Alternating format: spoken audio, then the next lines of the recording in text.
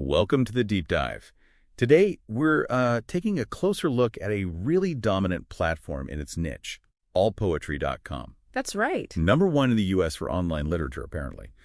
But, well, the information we've gathered suggests it operates with a surprising lack of transparency. Yeah, and that's really the mission today. We want to peel back those layers, try to understand how a platform gets so big, so influential, while seemingly avoiding almost all accountability. The evidence points towards, well, like a corporate shell game, pretty exploitative internal economy, and maybe even a systemic risk to the whole digital literary scene. A corporate shell game. Okay, that definitely grabs your attention. So this isn't just one straightforward company we're talking about. How does that work? No, not at all. It seems deliberately fragmented. Instead of one entity you can, point to, we found at least 4 different identifiers. Oh, boy. Yeah, spread across different places, different jurisdictions. It makes things incredibly murky. It's like they're playing corporate hot potato almost. Okay, walk us through those 4. What are we looking at? So first, you've got the original setup from way back in 2001, an unfunded company in San Jose. Its current status, pretty much unknown, seems like a dead end. Okay.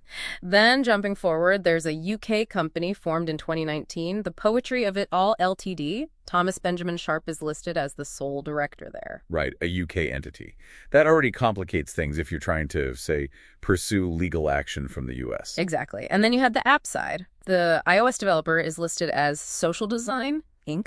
Very opaque. Just a name, basically. Pretty much. But the Android developer contact is different again. It's an individual, Kevin Ross-Watt, based in Pullman, Washington. And that name pops up again later, doesn't it? It does, yeah, directly linked to some questionable moderation practices we looked into. So you see this pattern. US, UK, different corporate structures, and individual. It's definitely confusing. Deliberately so, you think?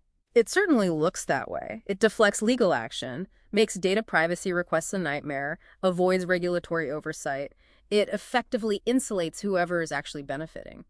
So this lack of accountability, this insulation, how does that play out in how the site actually operates for, the poets using it? Well, that's where the exploitative mechanics really come in. The core system isn't just about sharing poetry. It's built on this mandatory interaction. How so? You can't just upload your poem. You have to comment on 2 other recent poems first.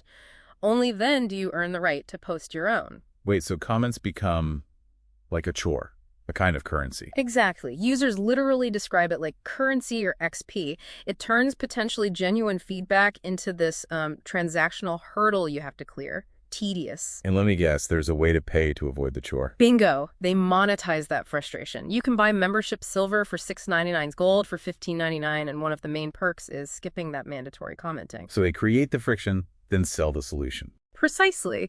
And what's really telling is they also promise paying members lots of extra comments on their poems.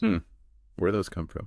Well, it strongly suggests they're subsidizing engagement, doesn't it? Maybe even using automated sources, bots perhaps, just to keep the wheels turning and make the paid tiers look more valuable. And this ties back to that moderator, Kevin, the one linked to Kevin Ross-Watt. Yes, exactly. We saw a case where a user asked some, frankly, very reasonable questions. They were asking about bots, about who actually owns the site.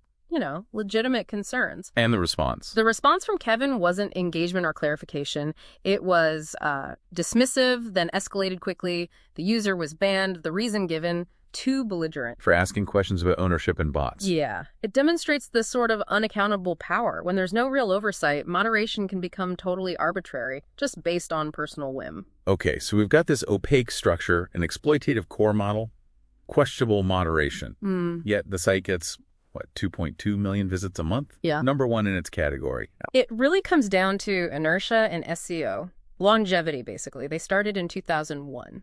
So they have that deep-rooted Google authority.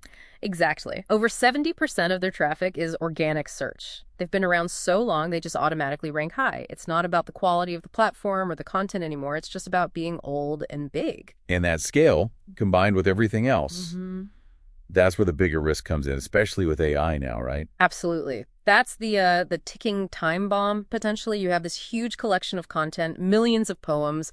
A lot of it is amateur work, often with really superficial feedback, comments like just deep or coolly. Right. Plus, you have the suspicion of synthetic, maybe AI-generated content already mixed in. And this whole massive, uncurated data set is just sitting there, prime for scraping by companies training large language models. Which leads to digital pollution. Is that the term? That's a good way to put it. Yeah, digital pollution. If these LLMs ingest huge amounts of low-quality, potentially bot-generated, or just plain bad poetry with superficial feedback, they learn a flawed model of what literature is. It risks data poisoning or model collapse. So Allpoetry isn't just a platform with issues. It's potentially contaminating the future of AI-generated writing. It's acting as a vector, yeah, a vector for degrading the quality and authenticity of what AI learns about poetry and creative writing from the web. It's a systemic risk to the data commons.